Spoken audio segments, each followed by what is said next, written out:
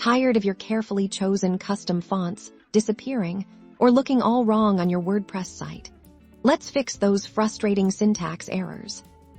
First, we need to access your theme's code, navigate to Appearance, then Theme Editor. Be cautious here, as you're working directly with your site's files. If you're unsure, it's always best to create a backup of your site first.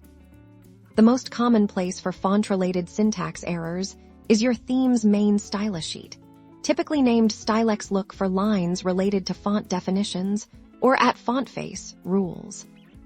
Syntax errors often occur with incorrect property names, missing semicolons, or improperly formatted URLs for your font files. For example, a typo in a font name or an incorrect path to where your font files are stored can break the display.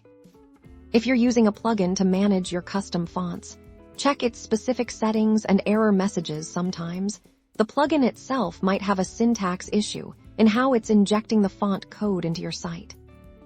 A common mistake is in defining the at font face rule. Ensure that all declarations within the curly braces are properly terminated with a semicolon, and that the src property, which tells the browser where to find your font, has the correct path and format.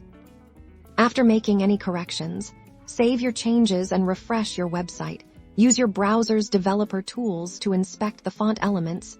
This will help you see if the font is now being applied correctly and if any new errors have popped up. By meticulously checking these common syntax pitfalls, you can ensure your custom fonts display flawlessly, enhancing your website's visual appeal and professional image. Happy styling!